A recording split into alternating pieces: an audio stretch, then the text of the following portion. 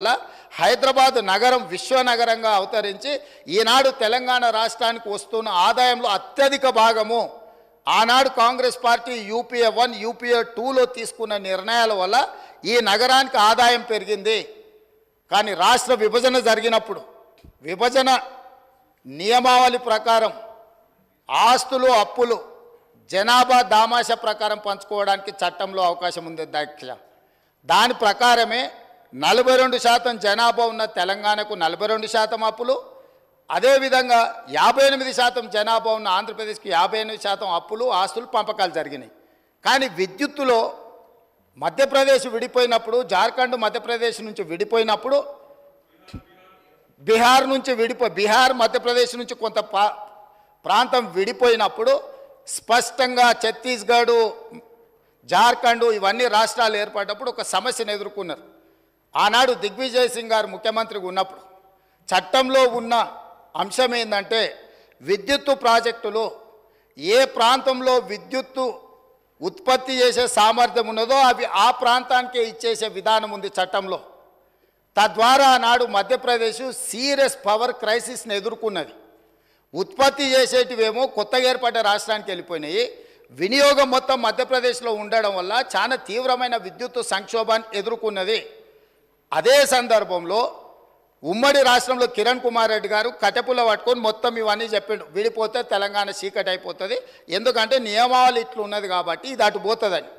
అప్పుడు తక్షణమే తెలంగాణ ప్రాంతం నుంచి పార్లమెంట్ సభ్యులు ఇక్కడనే ఉన్నారు, పొన్నం ప్రభాకర్ గారు, రాజగోపాల్ రెడ్డి గారు, అదేవిధంగా వివేక్ గారు, వీళ్ళందరూ కలిసి నిజంగానే ఈ విధానం వల్ల తెలంగాణకు నష్టం జరుగుతుంది, ఈ ఉత్పత్తి చేసే సామర్థ్యం అంతా ఆంధ్రప్రదేశ్లో ఎక్కువ ఉంది, తెలంగాణలో తక్కువ ఉంది, అందుకే తెలంగాణ ఉద్యమం వచ్చింది కాబట్టి ఈ విధానంతో ముందుకు వెళ్తే తెలంగాణకు నిజంగానే చీకటి రోజులు వస్తాయి, దీన్ని సరిదిద్దాలి అని చెప్పి వీళ్ళందరూ కలిసి ఆనాడు కేంద్ర మంత్రి జైపాల్ రెడ్డి గారి దగ్గర వెళ్ళి కూర్చున్నారు అధ్యక్ష.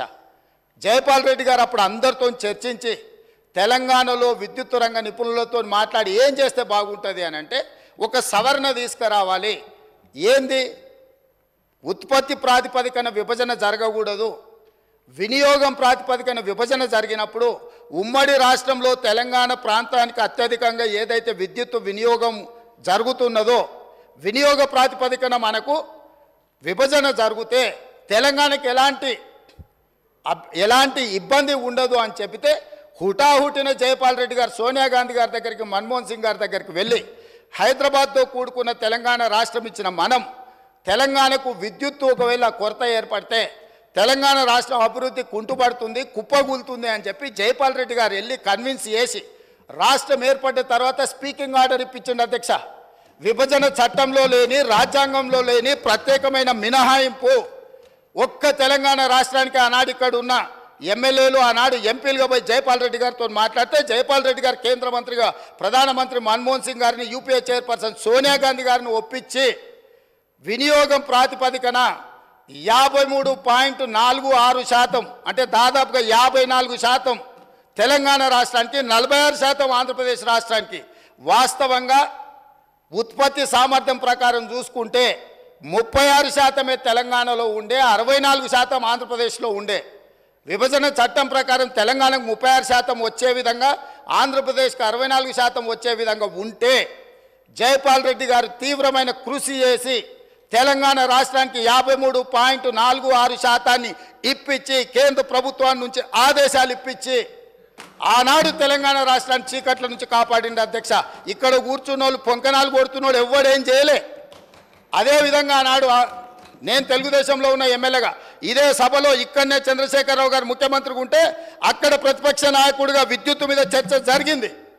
ఆనాడు సమాధానం చెప్పలేక తెలంగాణకు చీకటి రోజులని పేపర్లు కింద కొట్టి ఆనాడు స్పీకర్ గారికి ఇక్కడి నుంచి హుకుం జారీ చేసి మార్షల్స్ను పెట్టి నా నీడ్చి బయటపడేపించింది అధ్యక్ష.